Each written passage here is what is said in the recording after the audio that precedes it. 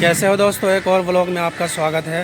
दोस्तों अभी मैं हूँ चांदनी चौक में और आज मैं आपको लेकर के आया हूँ मिर्ज़ा गालिब की हवेली। जी हाँ दोस्तों, चांदनी चौक आप बहुत बार आए होंगे लेकिन आपने मिर्ज़ा गालिब की हवेली नहीं देखी होगी।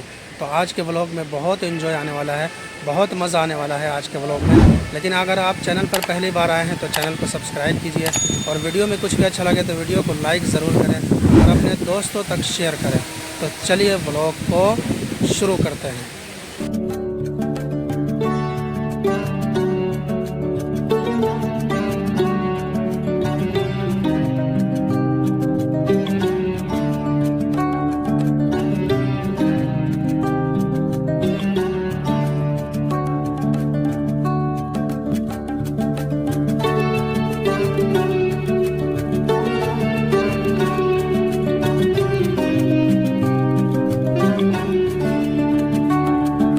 दोस्तों ये है चौराहा या चौक भी आप बोल सकते हैं और ये रास्ता जा रहा है नई सड़क और ये सीधा जो रास्ता जा रहा है ये फतेहपुरी मस्जिद की तरफ जा रहा है, जहाँ से हम पहुँचेंगे बल्ली मारान। दोस्तों ये देख सकते हैं आप, ये है बल्ली मारान जाने वाला रास्ता और इसी रास्ते से हम आगे की तरफ जब चलेंगे तो हम पहुँचेंगे मिर्ज़ा गालिब की हवेली। दोस्तों देख सकते हैं कितना क्राउड है और कितनी बिजी मार्केट है, आप देख सकते हैं। अगर मैं नियरेस्ट मेट्रो स्टेशन की बात करूं तो चांदनी चौक मेट्रो स्टेशन है और दूसरे मेट्रो स्टेशन की बात करूं तो दूसरा मेट्रो स्टेशन है चावड़ी बाज़ार। तो आप इन दोनों मेट्रो स्टेशनों से यहां तक आसानी से पहुंच सकते हैं। दोस्तों ये बल्ली मारान की गली है और यहां से हमको आगे की तरफ चलना है गली कासिम जान की तरफ। दोस्तों ये देख सकते हैं आप, ये है गली कासिम जान और इसी में हमें मिर्ज़ा गालिब की हवेली मिलेगी। तो यहाँ से हम आगे की तरफ बढ़ेंगे तो मिर्ज़ा गालिब की हवेली पहुँचेंगे। तो चलिए मैं आपको मिर्ज़ा गालिब की हवेली पर ले चलता हूँ।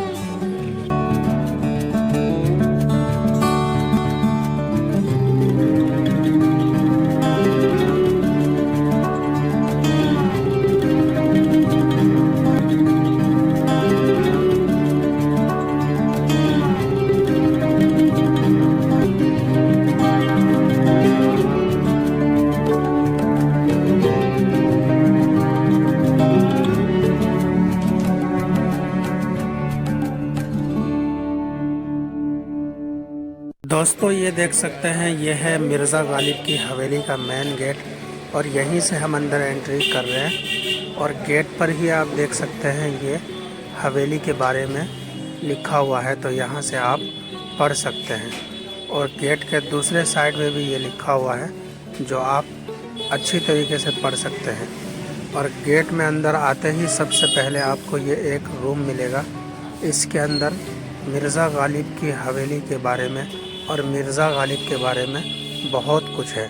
ये देख सकते हैं आप, मिर्ज़ा गालिब की कितनी सारी यहाँ पर पिक लगी हुई है और उनके अशआर यहाँ पे लिखे हुए हैं जो आप देख सकते हैं। दोस्तों ये देख सकते हैं मिर्ज़ा गालिब की हवेली है और इसका नज़ारा, मिर्ज़ा गालिब के बहुत सारे पिक यहाँ पे लगे हुए हैं, तो ये आप देख सकते हैं।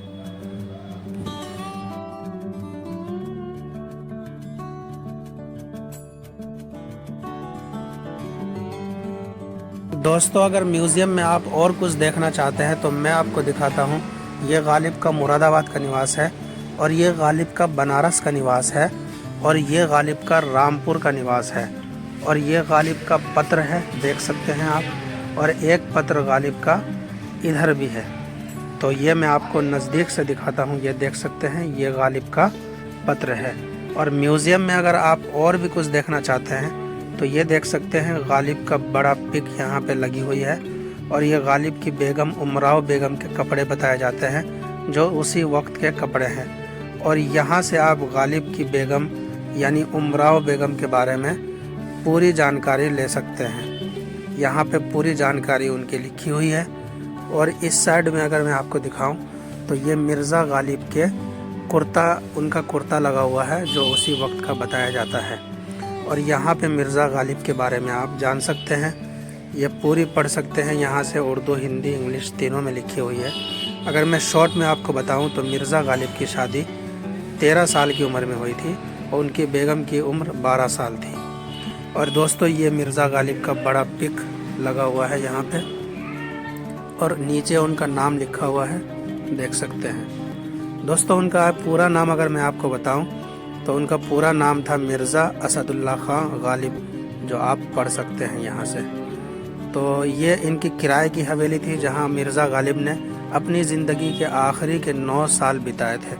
और बताते हैं जो जितना बड़ा शायर होता है उसके शायरी में उतना ही दम होता है। और मिर्ज़ा गालिब की शायरी में ज़्यादा से ज़्यादा दर्द और दम इसलिए था कि बताते हैं इनके 7 बच्चे थे और सातों के सातों बच्चे ख़त्म हो गए थे मिर्ज़ा गालिब के ही ज़माने में, यानी मिर्ज़ा गालिब के ही सामने में। तो आप समझ सकते हैं कि उनको कितनी ठेस पहुंची होगी, कितना दुख हुआ होगा। और इसीलिए उनकी शायरी में ज़्यादा से ज़्यादा दर्द और ज़्यादा से ज़्यादा दम था। तो मिर्ज़ा साहब की आप शायरी यहाँ से पढ़ सकते हैं, बहुत सारी शायरी यहाँ लगी हुई है, देख सकते हैं आप दोस्तों। एक एक करके मैं आपको दिखा रहा हूँ। और ये देख सकते हैं यहाँ पे और भी बहुत सारी शायरी मिर्ज़ा गालिब की लिखी हुई है, लगी हुई है, जो आप बखूबी पढ़ सकते हैं। और अगर आपको और ज़्यादा मज़ा लेना है तो आप यहाँ आ कर के यहाँ आप घूम सकते हैं, आपको बहुत मज़ा आएगा। यकीन मानिए आप एक पुराने ज़माने में, पुरानी थीम में आप चले जाएंगे वापस से। आप यहाँ की शायरी को जब पढ़ेंगे और उसको समझेंगे तो आप पुरानी थीम में चले जाएंगे।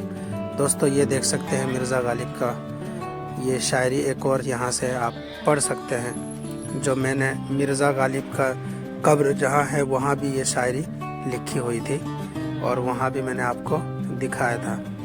तो देख सकते हैं ये कुछ ज़माने के, उसी ज़माने के बताते हैं। ये बर्तन रखे हुए हैं जो इसमें लिखा हुआ है कि ये उसी ज़माने के हैं। अगर मैं आपको जूम करके दिखाऊं तो ये देख सकते हैं दोस्तों, जूम करके अगर मैं आपको दिखाने की कोशिश करूं तो ये देखिए, अगर आपको समझ में आ रहा हो लिखावट तो पढ़ सकते हैं आप।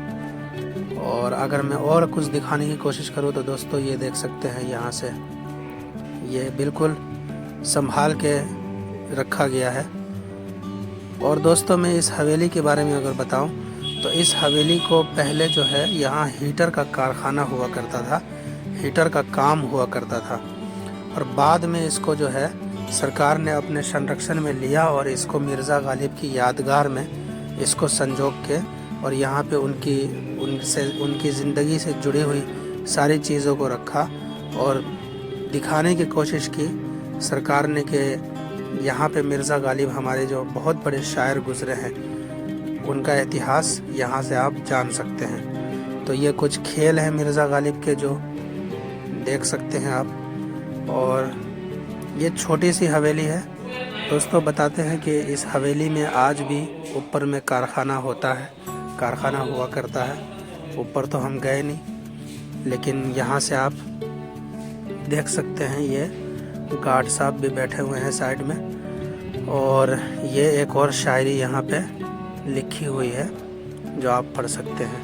और ये मिर्ज़ा गालिब की दरगाह है जो निज़ामुद्दीन में 64 खंबा करके एक जगह है, वहीं पे ये दरगाह है। अगर इसका व्लॉग आपको देखना है तो मेरे चैनल पे जाके आप देख सकते हैं, वीडियो के डिस्क्रिप्शन में उसका लिंक दे दूँगा, आप उसको भी देख सकते हैं। और दोस्तों ये मिर्ज़ा गालिब की शायरी है। दोस्तों इस हवेली की अगर बात की जाए तो 1999 तक यहाँ हीटर का कारखाना हुआ करता था और बाद में इसको सरकार ने अपने संरक्षण में लिया और मिर्ज़ा गालिब के लिए इसको समर्पित किया।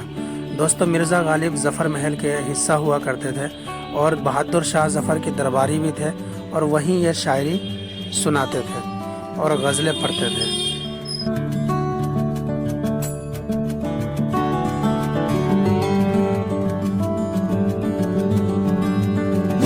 आई होप दोस्तों ये ब्लॉग आपको पसंद आया होगा। पसंद आया हो तो लाइक करें, चैनल पर पहली बार आए हैं तो सब्सक्राइब भी कर लें और अपने दोस्तों के साथ शेयर करें।